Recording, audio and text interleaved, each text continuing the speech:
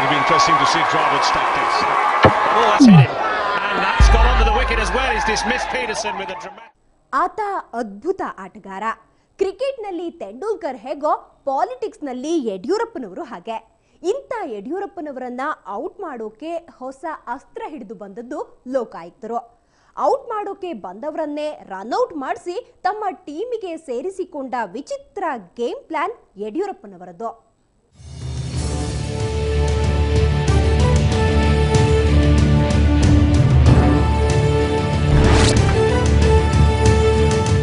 S, ಸುತ್ತಮುತ್ತ fielders ಇದ್ರು.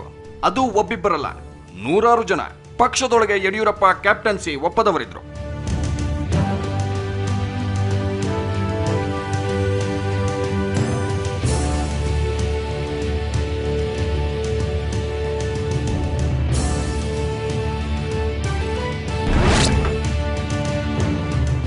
ಆರಂಭದ ದಿನಗಳಲ್ಲಿ ಎದುರಾಳಿ ಆಟಗಾರರು ಸರ್ಕಲ್ ಒಳಗೆ ಇದ್ರು. ಹೊರಗಡೆ ಹೆಚ್ಚು ಫೀಲ್ಡರ್ಸ್ ಇರಲಿಲ್ಲ. ಪವರ್ ಪ್ಲೇನಲ್ಲಿ ಬ್ಯಾಟಿಂಗ್ ಚೆನ್ನಾಗಿ ಮಾಡಬಹುದಿತ್ತು, ಆದರೆ ಮಾಡಿದ್ದು ಮ್ಯಾಚ್ ಫಿಕ್ಸಿಂಗ್, ಅರ್ಥಾತ್ ಆಪರೇಷನ್ ಕಮಲ.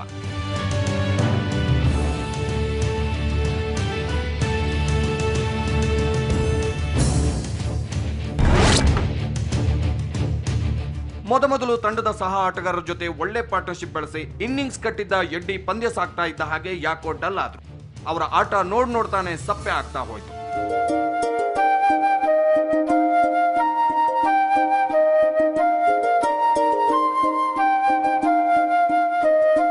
ಎದುರಾಳಿ ಬೌಲರ್ಗಳ ಗೂಗ್ಲಿ ಎಸ್ತಗಳಿಗೆ ಕ್ಯಾಪ್ಟನ್ ಹಾಟ್ ಯಡಿಯೂರಪ್ಪ ತಂಡ ಹೊಡೆದ್ರು. 3-4 ಬಾರಿ ಸ್ಟಂಪ್ ಆಗೋ ಭೀತಿಯೂ ಎದುರಾಗಿತ್ತು. 2 ಬಾರಿ ಅಂಪೈರ್ ಹಂಸರಾಜ್ ಭಾರದ್ವಾಜ್ ಔಟ್ ಕೊಟ್ರು. ಯಡಿಯೂರಪ್ಪ ಮಾತ್ರ UDRS ನ ಮೊರೆ ಹೋಗಿದ್ರು. ಬೆನಿಫಿಟ್ ಆಫ್ ಡೌಟ್ ನಡಿ third umpire Nitin Gadkari Yediyurappa not out ಅಂತ ಹೇಳಿ ತೀರ್ಪು ನೀಡಿದ್ರು.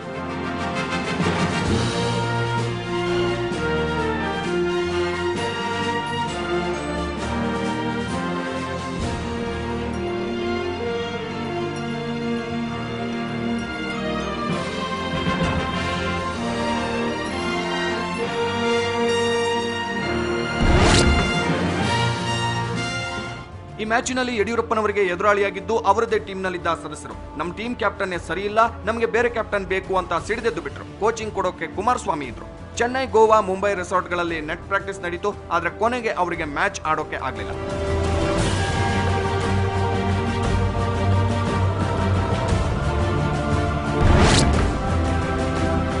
ಔಟ್ ಮಾಡಕ್ ಹೋದವರೇ ಔಟ್ ಆಗಿ ಹೋಗಿದ್ರು. ಸಿಡಿದೆದ್ದವರೆಲ್ಲ ಟೀಮ್ನಲ್ಲಿದ್ದ ಸ್ಥಾನವನ್ನೇ ಕಳ್ಕೊಂಡ್ರು. ನೀವು ಆಟಗಾರರೇ ಅಲ್ಲ ಅಂತ ಸೂಪರ್ ಕ್ಯಾಪ್ಟನ್ ಸ್ಪೀಕರ್ ಆರ್ಡರ್ ಮಾಡಿಬಿಟ್ರು.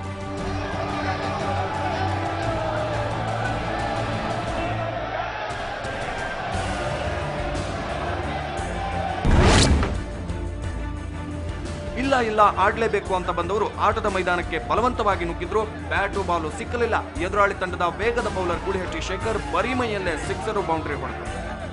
ಬೇಜಾರ್ ಮಾಡಿಕೊಂಡು ಬಟ್ಟೆ ಹರಿದುಕೊಂಡ್ರು. ಮತ್ತೆ ಎಡ್ಡಿ ಅಂಡ್ ಟೀಮ್ ವಿನ್ ಆಯ್ತು.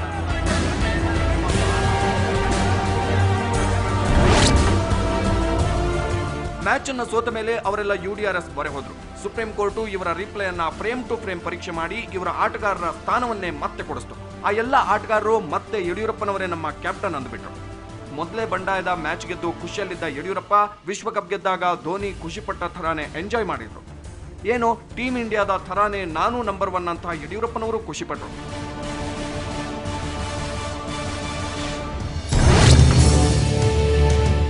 ಆದ್ರೆ ನಾವು ಬ್ಯಾಟಿಂಗ್ ಮಾಡೋದು ಯಾವಾಗ ಅನ್ನೋ ಚಡ್ಪಡಿಕೆ ತಂಡದ ಇತರ ಆಟಗಾರರಲ್ಲಿ ಶುರುವಾಗಿತ್ತು. ಕ್ಯಾಪ್ಟನ್ ಔಟ್ ಮಾಡೋಕೆ ಪ್ರತಿಪಕ್ಷದವರ ತಂತ್ರಗಳು ಜಾಸ್ತಿ ಆದಾಗ ಯಡಿಯೂರಪ್ಪ ಮೊದಲಿಂದಲೇ ಮ್ಯಾಚ್ ಫಿಕ್ಸಿಂಗು, ಸ್ಪಾಟ್ ಫಿಕ್ಸಿಂಗು ಮಾಡಿಕೊಂಡು ಬಂದಿದ್ರು.